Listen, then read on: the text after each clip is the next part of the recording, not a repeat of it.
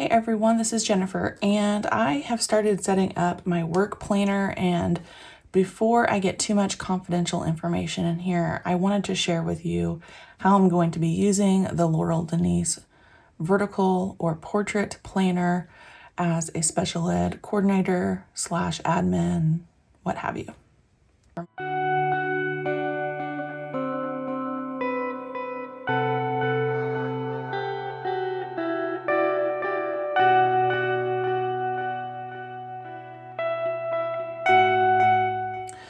So a little bit of backstory. I was a special ed teacher for 13 years, and in that role, I used an Erin Condren teacher planner. It was actually the first Erin Condren planner that I owned, even before a life planner, and I used that exclusively for years.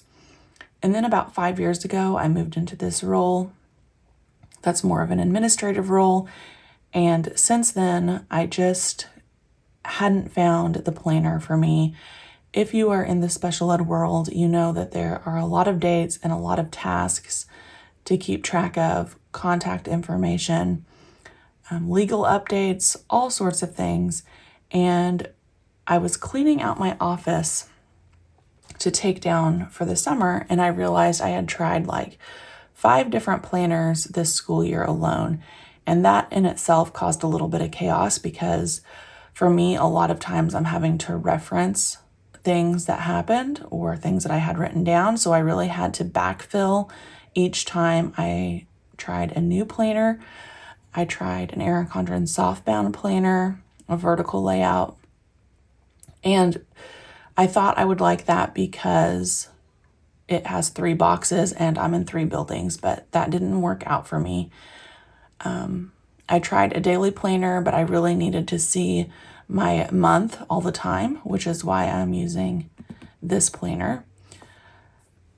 I tried a Hobonichi thinking it would be more portable. It was the Hobonichi weeks. It was too small. I mean, I've been everywhere. So when this came out, I started really digging into it, I was like, this is going to be the perfect work planner for me. So if you are in special ed world like me, this might be a solution. So let's go through this real quick. I am going to put my contact information here down in case I would leave it somewhere. I don't think that would ever happen. This is a full size, like 8.5 by 11 planner. So when I get papers, I actually might have some already. I was working on this late last night. Anyway, I don't. When I get papers from my principals or what have you, I can put them in this pocket folder in the front or in the back. My setup really starts on this page, and except for July, I'll show you that exception in a minute, I am using the Planner Kate Earth Tones colorway. So I have the stickers here that I've been using so far. I just have them pulled out of this album because I've been using them a whole lot. But this album will go with me to work, and I will be using it in this planner. And again, these are the Planner Kate Earth Tone colorway. So on this page, I use the transparent squares, which is sheet TRAN 29B. And I mapped out our entire school year. This helps me see the big picture, how much time I have to do evaluations, how much time I have left to schedule eligibility meetings, all of those things. So our no school days are marked, our early dismissals are marked, teacher only work days with no students are marked. So I have all of that mapped out here. And then over here, these are the 2024 holidays. So all of these have already passed. As I'm filming this, it is June. But for the dates that fall in the rest of the school year that we have off, I just put another transparent sticker next to it so we can see, like, obviously we have off the 4th of July because we're not in session, but we do have Labor Day off on September 2nd and so forth. So I can quickly see which holidays we have. And I probably need to do that over here because part of the school day starts on 2025 or will fall in 2025. So I need to finish that up. And then over here, I might put a Post-it note down or a white sticker and use this space for something else since I'm not going to need it. That's to be determined. All right, July is an exception, so I'm going to skip that. I did just play around with the Planner Kate kit. She makes kits for Laurel Denise, but they are not specifically designed for this portrait layout. So, breaking news, as I was filming this video in June, Planner Kate did not make kits for all of the Laurel Denise planners, as I had just mentioned. However, now that it is almost July, things have changed and I'm just now editing this video. So I'm going to share a little screenshot with you scrolling through some of the new kits, but Kate does offer kits now for the portrait planner as well as the full size and mini size in both the vertical and horizontal layouts. So if you are a Laurel Denise user, she has you covered with everything except for the project planner. If you go to plannerkate.com and type in LD in the search bar, all of the Laurel Denise kits will come up.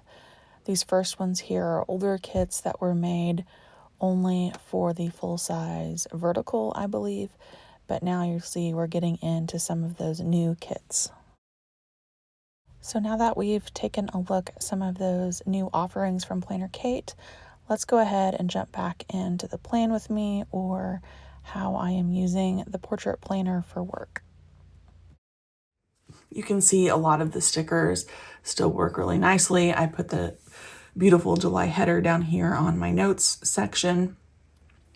But this was just basically to play around and we're not in session for school anyway. And then August is when I decided to start really thinking about how I'm going to use this planner. So let's jump in to the details. First of all, I'm going to use this calendar to mimic what I did on the first overview page. This just keeps everything consistent for me. So if I flip back here and take a look at September, the only day that we have like an early out or a no school day is September 2nd. And I use this dark blue color.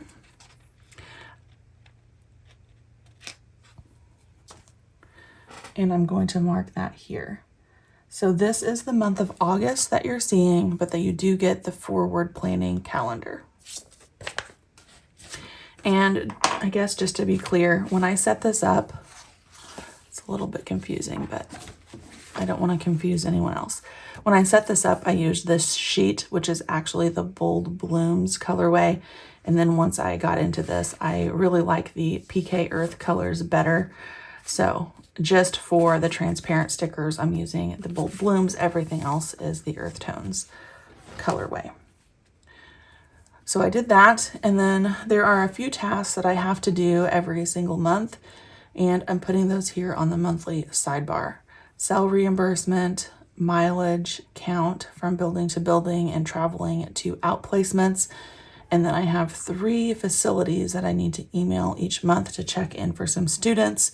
And I put that over here as well. I just left it blank as I wanted to film this video as far as names go, but I'll go back and add those. I am thinking about what I want my daily habits to be, which is what's on the bottom of this monthly page. I know I want my inbox or my emails to be to 0, and I want to have any meetings for the next day, paperwork printed in the folder, in my organizer on my desk and ready to go.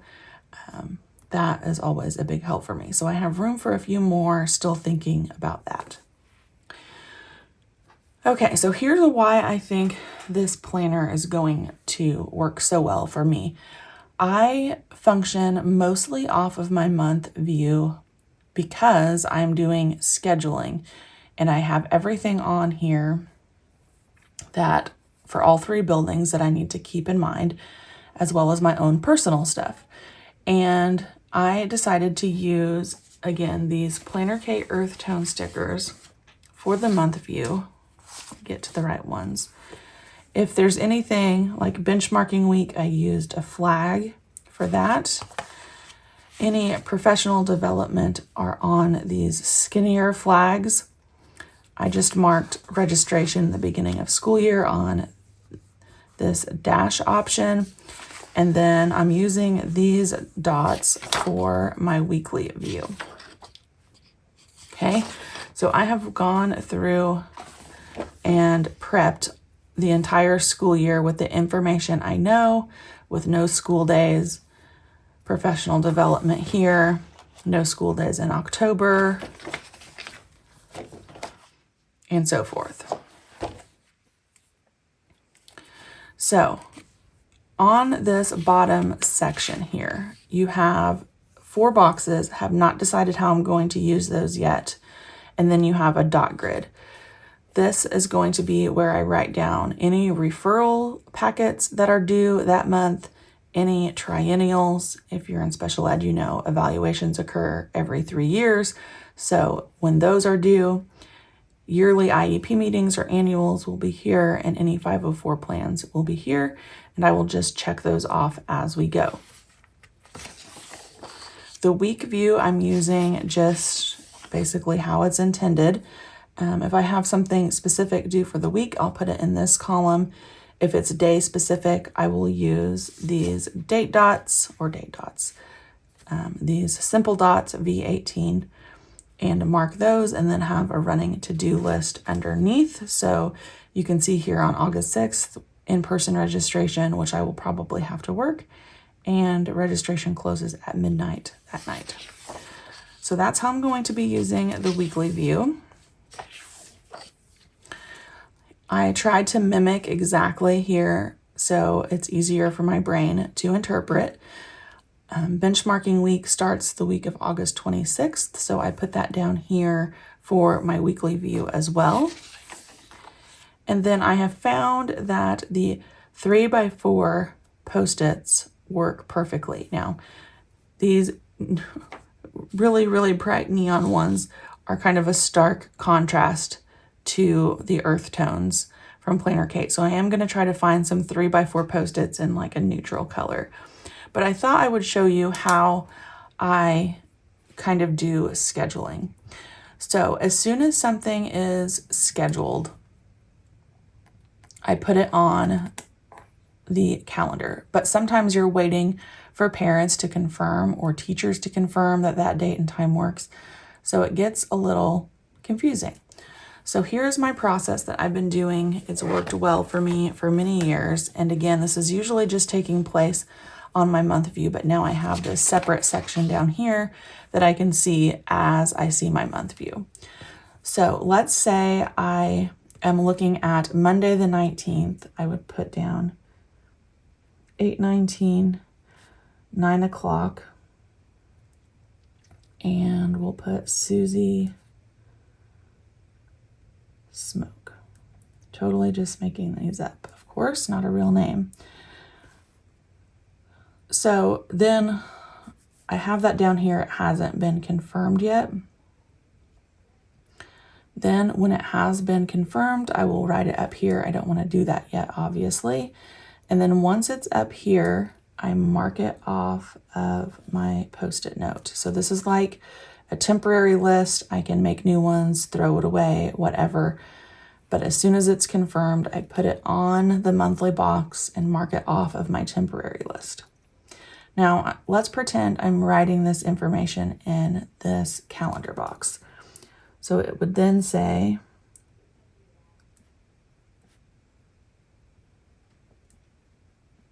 spelled that wrong, that's okay, it's a made-up name. Let's say I'm writing this up here. I would put the time, the student's last name. If it's confirmed, I put a check mark. If it's on our Google Calendar, I put a second check mark. If it's on our shared software for teachers, I put a second check mark. If I have sent out the official notification of conference, which is required through the state of Illinois for all meetings, 10 days in advance. I put that down. And then once I have the draft of the paperwork sent 3 school days in advance, which is also required, I put my 4th check mark. So I can quickly see as I'm glancing here that this meeting has been scheduled. The team knows about it. I've sent the required conference invite and the draft has been sent 3 days before. Okay, so this was up here. That's for pretend. So let's say the next day I have another meeting to schedule, because what happens is, obviously, I have a lot of meetings to schedule. If it was just 1 or 2, I wouldn't need this process. Let's say now I'm looking at the 20th for John Smith. And we'll do another 9 a.m. So I would contact that parent. I would have it down here on my temporary list. The parent emails or calls back and says, oh, the 20th is not going to work for me. That date doesn't work. So then we're checking other dates, right, in August. And I can quickly look through on my calendar. And if she says, can I do the 19th at 9 o'clock? I'm going to say no, because I already have a meeting at that time. What's another date and time? Let's say she says August 27th. If I'm looking at that, I'll check here. Oh, I don't have any meetings, but I might have one down here in my temporary holding where I had already contacted a different parent and requested that date and time. And I would say, oh, I'm sorry, I'm waiting to hear back from a parent. Is there another time, or can I let you know if that parent falls through that you could have that time slot? So really, I'm looking at my temporary scheduling list and my permanent monthly all the time. And those check marks 1, 2, 3, and 4 help me see where I'm at in the process of scheduling. If I've contacted the parent, if they've confirmed, if I've sent out the required notice, and if the draft has been sent home for them to review all written material. So that is the bulk of how I use my planner, and I think it's going to work really well having this month view where I can always see it, and then these temporary lists going at the same time of being able to see the monthly. And then of course, from the day to day, as I have to-do lists, I'll be able to look at my to-do list and still see my monthly.